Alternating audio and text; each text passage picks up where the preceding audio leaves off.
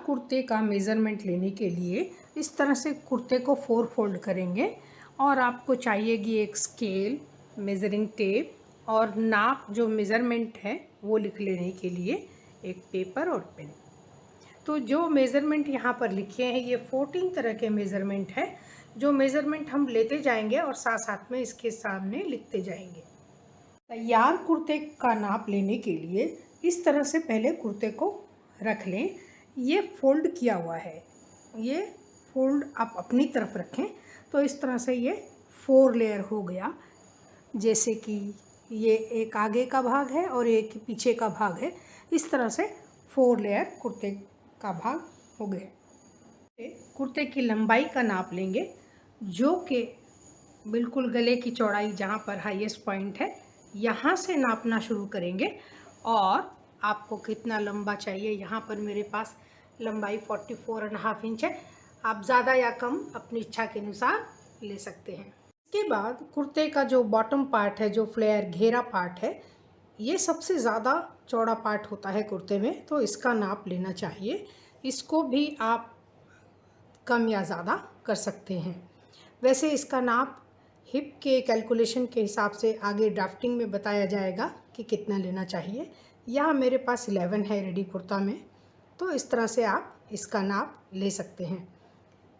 इसके बाद जो हम सिलाई के लिए इसमें ऐड करेंगे, जो जोड़ेंगे, वो आपको जोड़ना चाहिए। जैसे ये 11 है तो आप 1 इंच जोड़ देंगे सिलाई के लिए, तो ये 12 इंच हो जाएगा।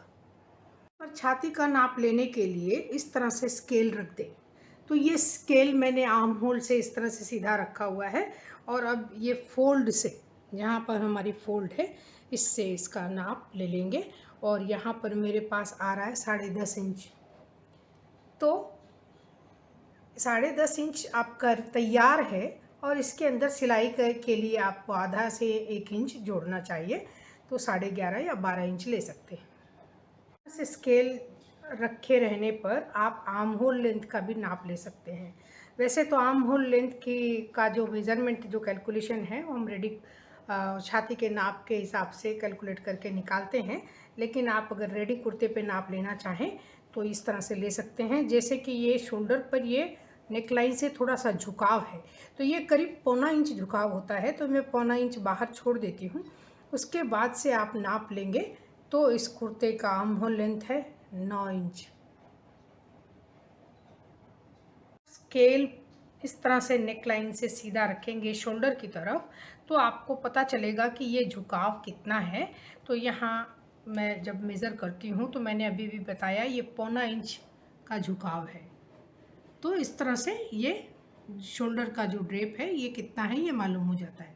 जो शेप आता है कमर पर, ये थोड़ा सा कर्व रहता है, तो जहाँ मैक्सिमम कर्व है वहाँ पर हम स्केल रखेंगे इस तरह से, तो हम इससे इस तरह से 2 नाप ले सकते हैं, यहाँ से कमर तक की लंबाई और ये कमर की चौड़ाई। मेजरिंग टेप को फिर से गले के बिल्कुल चौड़ाई के कोने पर रखेंगे और इस तरह से टेप को रख के हम वेस्ट लेंथ, कमर तक की लंबाई का नाप लेंगे, जो कि करीब मेरे पास 14 इंच आ रहा है। इसमें हम आधा इंच ज़्यादा रखेंगे लंबाई में, क्योंकि वो शोल्डर जॉइनिंग में चला जाता है।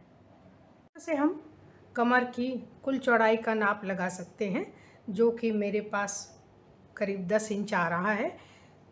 इस पे सिलाई भी जोड़ना है, जितना आपने छाती के नाप में जोड़ा है, आधा इंच है तो यहाँ भी आधा इंच जोड़ेंगे, ऊपर 1 इंच लिया है तो यहाँ भी 1 इंच जोड़ना चाहिए। साथ ही इस मेज़रमेंट के साथ इस कुर्ते के लिए अगर आप डार्ट सिलना चाहते हैं तो डार्ट के लिए यहाँ पर 1 इंच और जोड़ना होता है। जैसे कि ये 10 इंच है तो 11 इंच हो जाएगा आपका तैयार, और इसमें सिलाई जोड़ना पड़ेगा। इस कैलकुलेशन में अगर छाती का नाप और ये कमर का नाप बिल्कुल सीधी लाइन में आता है, जैसे ये अगर 12 इंच है तो ये भी 12 इंच आता है, तो कोई प्रॉब्लम नहीं है। जैसे ही आप डार्ट सिल लेते हैं तो वो शेप में आ जाता है कुर्ता। साधारणतया कमर से लेकर के हिप लाइन तक 7 इंच होता है, तो अगर मैं यहाँ पर स्केल रखती हूँ तो देखिए जहाँ पर हमारे ये कट शुरू हो जाता है ये 7 इंच है। आप चाहिए तो अगर आपको ऊंचा कट चाहिए तो आप 6 इंच भी ले सकते हैं। तो ये जो मेज़रमेंट है ये 7 इंच आएगा।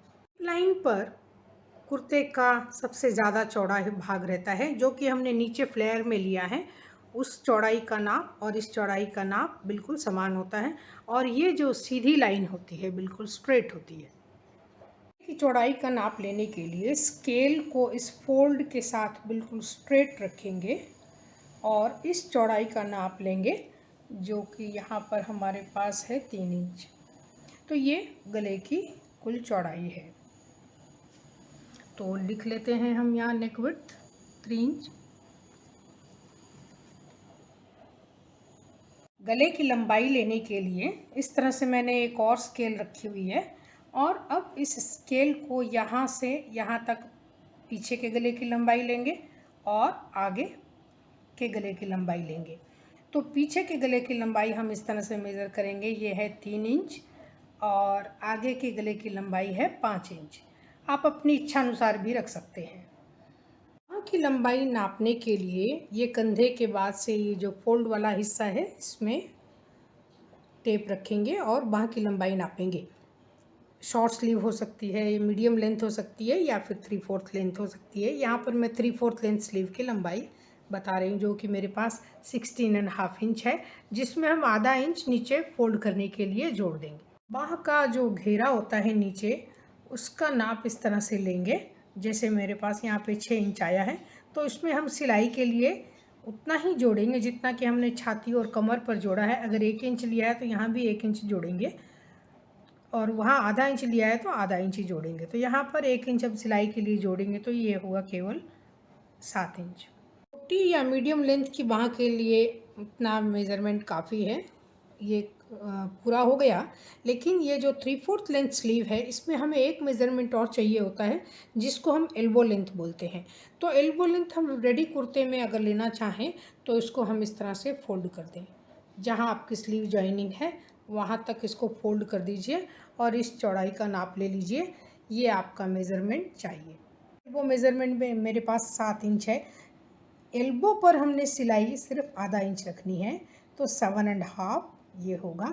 जब हम इसको बॉटम के साथ और स्लीव की लंबाई के साथ जोड़ेंगे और आर्म होल शेप वगैरह बनाएंगे, तो ये पार्ट अच्छे से शेप में आएगा। तो ऊपर आधा इंच सिलाई के लिए काफ़ी है। ऐसे मैंने पूरे नाप लिख लिए हैं, इसके ऊपर कैलकुलेशन के साथ लिख लिए हैं कि इसमें हमने कितना जोड़ा है। तो आप जो तैयार मेज़रमेंट है जोड़ने के बाद, वो मेज़रमेंट लेके आप पेपर पे ड्राफ्टिंग बना सकते हैं या सीधे कपड़े पर भी बना सकते हैं। आने वाले वीडियोज़ में हम कुर्ते की ड्राफ्टिंग कैसे करेंगे वो देखेंगे। आने वाले वीडियो में हम बहुत सारी चीज़ें देखेंगे। ड्राफ्ट करना सीखेंगे, सिलाई करना सीखेंगे, फिनिशिंग सीखेंगे, बहुत सारी चीज़ें सीखेंगे। कुर्ते, ब्लाउज़, फ्रॉक्स, बहुत सारी चीज़ें सीखेंगे। तो आप ज़रूर से मेरे चैनल को सब्सक्राइब करिए, अपने दोस्तों को बताइए, और जिनको भी सिलाई में रुचि है उनको भी बताइए, तो उनको भी अच्छा लगेगा। वो घर पर बैठकर भी काम कर सकते हैं, बाहर जाने की ज़रूरत नहीं है।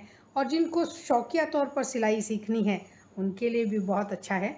तो ज़रूर सपोर्ट करिए, सब्सक्राइब करिए, लाइक करिए और शेयर भी ज़रूर करिए। धन्यवाद।